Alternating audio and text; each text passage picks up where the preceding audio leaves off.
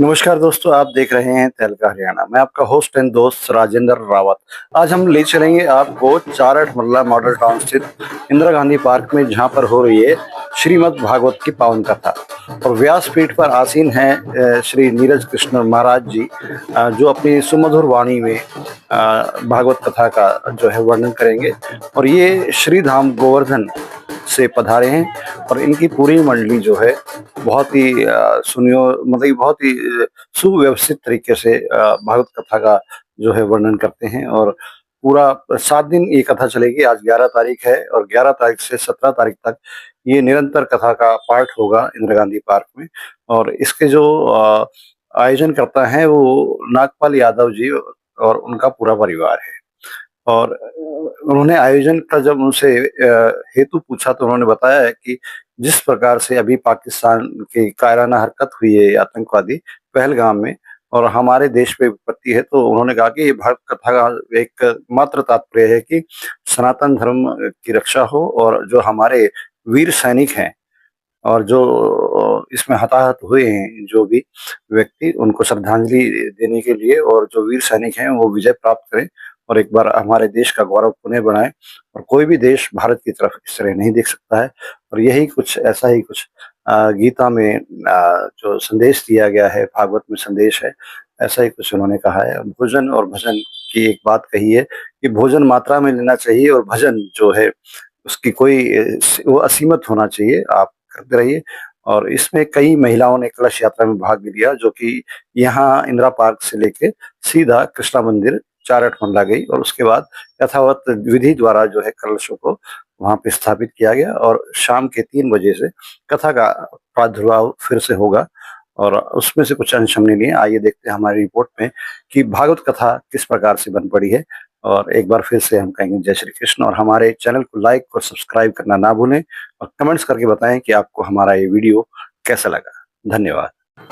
आज श्रीमद् भागवत कथा की शोभा यात्रा गांधी पार्क में हमारे यजमान जी नाम श्री नागपाल यादव जी एवं समस्त बस्ती क्षेत्र के द्वारा श्रीमद् भागवत कथा का भव्य आयोजन किया गया है, छोटा बेटा संदीप, जिसमें कलश यात्रा की संपूर्ण तैयारियां हो चुकी हैं।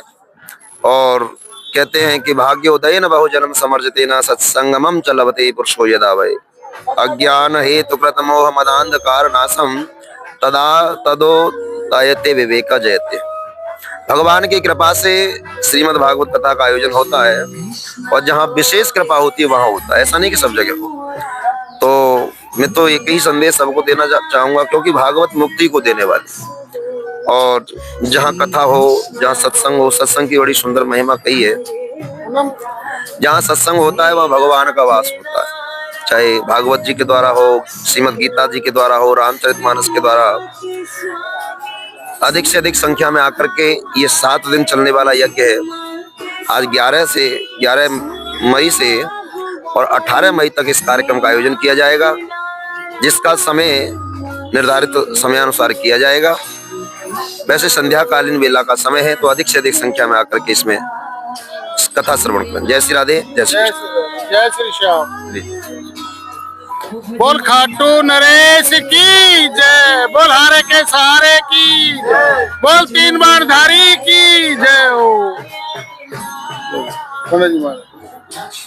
इस वक्त जो इस भागवत के जजमान हैं, मुख्य यजमान, वो हमारे साथ हैं। इन्हीं से पूछते हैं, सर ये आपने जो आयोजन किया है भागवत का, इसके बारे में कुछ बताएं, किस वजह से किया, क्या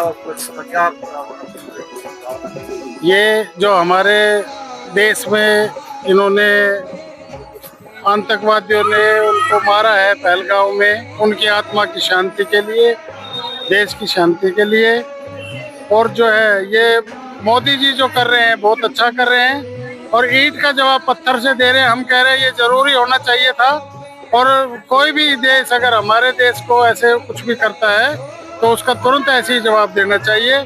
और सभी भाइयों की शांति के लिए, आपस में भाईचारे के लिए, सनातन धर्म के लिए, हम एक सनातनी सारे एक हो जाएं तो किसी भी देश की हिम्मत नहीं कि वो हमारे देश की तरफ आग उठा के देखे। जय बाबा की जय, राधे श्याम। आप कुछ बोलना चाहेंगे? मैं यही कहना चाहती हूँ कि हमारे जो देश के जो बच्चे हैं, जो सैनिक हैं, वो जो बॉर्डर पर गए हैं, वो अपने भारत की जीत करके आए और हमेशा खुश रहें, सदा अमर रहें। उनके अच्छे से सहयोग करेंगे, वो आके अपना वो करेंगे। बड़े अच्छे विचार हैं आपके साथ।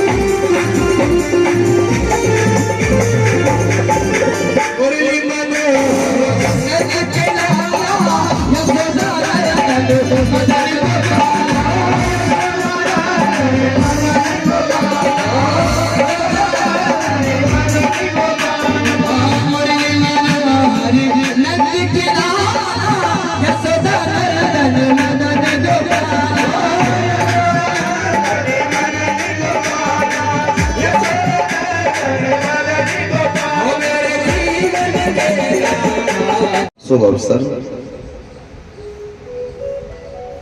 श्रीमद् भागवत साप्ताहिक श्रीमद् ये शांत दिन का यज्ञ। परीक्षित जी महाराज, नागपाल यादव जी, परीक्षित जी, हम आपका नाम लेकर के नहीं पुकारेंगे। राजा परीक्षित हो, आप राजा परीक्षित की पदवी पर विराजमान। जब श्रीमद् भागवत जी का आयोजन किया गया, सुखदेव जी महाराज आए राजा परीक्षित को कथा सुनाने के लिए, और परीक्षित और नवल देवी जी, परीक्षित जी की घरवाली का नाम क्या था, धर्मपत्नी का नवल देवी। अब ऐसे अलग अलग तो ठीक नहीं देते ना, तो परीक्षित जी महाराज यहाँ से आप खड़े हो जाए, और इधर सामने कम से कम व्यास जी की और परीक्षित जी की नजर आपस में टकराए। यहाँ सामने आइए, इधर इधर आ जाओ, दोनों बराबर नहीं, वहीं बैठिए, सामने बैठिए, पहले गद्दे पे बैठ जाओ, पहले गद्दे पे यहीं, और इधर आ जाओ, तुलसा जी के बराबर। हाँ बस ठीक, अभी थोड़ा सा और बराबर में आओ। ओहो हे भगवान। अच्छा एक बात बताओ भगवान, हाँ अरे राम राम, वेद कर्म करो नहीं, आमने सामने आप नहीं, हम और आप आमने सामने। अरे भगवान, रुको रुको रुको, हाँ जब तक वक्ता और श्रोता व्यास जी और राजा परीक्षित जब तक आमने सामने नजर से नजर ना मिले तो कथा किसको सुना। भागवत जी का श्रेय ही केवल राजा परीक्षित है। अगर राजा परीक्षित नहीं होते तो कथा थोड़ी होती है? आपने बहुत कथाएं सुनी है, भगवान की कृपा है। एक बड़ी सुंदर सी बात है, किसी किसी का भाव आता है कि भाई क्या कथा को सुनना, वही भागवत पहले उस ग्राउंड में, कभी यहाँ, कभी टीवी पे, कभी उसके यहाँ, कभी नातेदार के, कभी रिश्तेदार के, होती नहीं होती। तो हमारे मन में एक भाव आता है कि क्या भागवत को, भागवत है क्या? क्या केवल पांडाल लग जाए, सुंदर संगीत हो जाए, साउंड लग जाए, पंडित जी आकर के 10 भजन गा करके चले जाए, ये भागवत होती है क्या? भागवत तत्व, यहाँ तत्व के बारे में चर्चा करेंगे। वैसे तो नाना प्रकार के सबके अपने अपने मंतव्य से कथाएं होती हैं, लेकिन हम तत्व का श्रवण करेंगे। भागवत तत्व क्या होता है? किसी ने कहा कि भैया एक बात बताओ, बहुत मोटी एक पुस्तक हो उसको भागवत कहते हैं। अगर मोटी मोटी पुस्तकों को भागवत कहते तो मेडिकल में चले जाओ, है ना, इंजीनियर वालों की बड़ी बड़ी मोटी मोटी किताब होती, उनको भागवत थोड़ी कहते। या कोई किताब बनाओ मोटी सी, बोले वो भागवत हो गई। नहीं, भागवत 4 शब्दों से मिलकर के बना है। भागवत 4 शब्दों से। कौन कौन से 4 शब्द? भागवत कि भाग्योदय बहु जन्म समर्जितेन सत्संगमं च लभते पुरुषो यदा वै अज्ञान हेतु कृत मोह मदान्धकारणं विधाय हि तदोदयते विवेकः। एक नहीं, अनंत जन्मों का पुण्य, कोटि जन्म, भाग्योदयेन बहु जन्म समर्पितेन।